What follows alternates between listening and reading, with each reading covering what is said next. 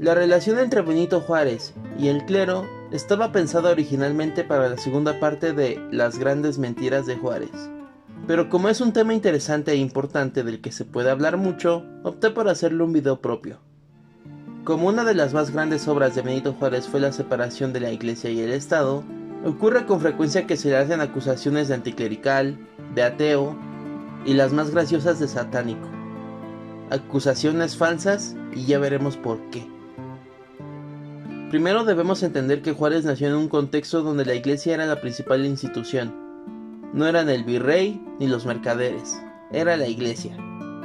Como todos los que quisieron iniciar con el camino de la educación, Juárez empezó con una enseñanza exclusivamente religiosa y muy pobre de contenido. Afortunadamente, tuvo el apoyo de, qué casualidad, un fraile franciscano llamado Antonio Salanueva, a quien Juárez llamó padrino y habló con mucho respeto de él. El señor Salanueva también se dedicaba a encuadernar libros, así que lo que no aprendía en la escuela lo aprendía en casa. Eso sí, con una férrea disciplina autoimpuesta. En 1827 se fundó el Instituto de Ciencias y Artes de Oaxaca, una institución liberal con más materias y contenido que el seminario propiedad de la Iglesia. Los sacerdotes satanizaron al instituto y lo llamaron una casa de prostitución, y acusaron a los estudiantes y maestros de herejes y libertinos. Poco a poco Juárez empezó a ver los abusos que cometía la Iglesia. A pesar de que todo parecía indicar que su destino era una carrera en el sacerdocio, Juárez optó por el derecho, y ahí vivió en carne propia los atropellos de la Iglesia. El cura de la comunidad de los Siche en Oaxaca estaba cobrando en exceso sus servicios parroquiales, y Benito Juárez decidió ayudar a la comunidad. Por orden del mismo sacerdote estuvo preso por varios días. Aunque el propio Juárez era creyente y católico, como todos los liberales que lo acompañaron, salvo Ignacio Ramírez el Nigromante, que era abiertamente ateo. El incidente de los Siche nos muestra el poder de la Iglesia y los que la conformaban. Por la formación liberal que recibió Juárez, estaba convencido de que alejar a los obispos y a los curas de la administración gubernamental era imprescindible para desarrollar al país en ruinas que era México. Cuando se derrocó a Santa Anna y parecía que el país empezaba a dar pequeños pasos a la estabilidad política y económica, los conservadores desconocieron la Constitución del 57, y el Vaticano anunció que excomulgaría a todos los que la juraran por atentar contra la Iglesia. Para este momento ya se había publicado el manifiesto del Partido Comunista de Marx y Engels, y estaba próximo a publicarse El origen de las especies de Charles Darwin. Es decir, la Iglesia perdía mucha influencia en Europa, y eso hacía de su principal bastión a América. Por eso fue particularmente hostil con los movimientos que querían separar a la Iglesia del Estado. En esta etapa de la Reforma, el clero estaba dirigiendo una guerra contra el gobierno que Juárez encabezaba.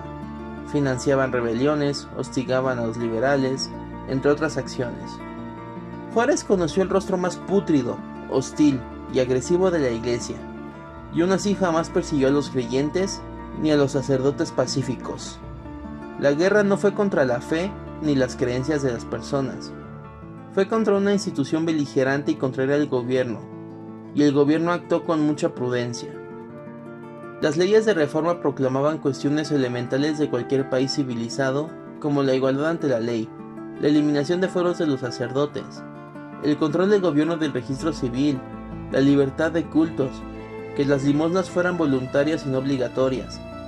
El asunto de las propiedades de la Iglesia es totalmente justificable, porque no había otra manera de establecer una economía nacional, además de que servía para reparar el daño que provocaban con sus sublevaciones. Y durante la segunda intervención francesa el clero no se comportó mejor. Tocaban las campanas de las iglesias para recibir a los franceses invasores, que en muchas ocasiones hicieron comentarios racistas de los mexicanos. Apoyaron al gobierno espurio de Maximiliano hasta que mostró su lado liberal. Cuando Juárez entra a la capital, ya era evidente la derrota de la Iglesia y el triunfo del laicismo del presidente.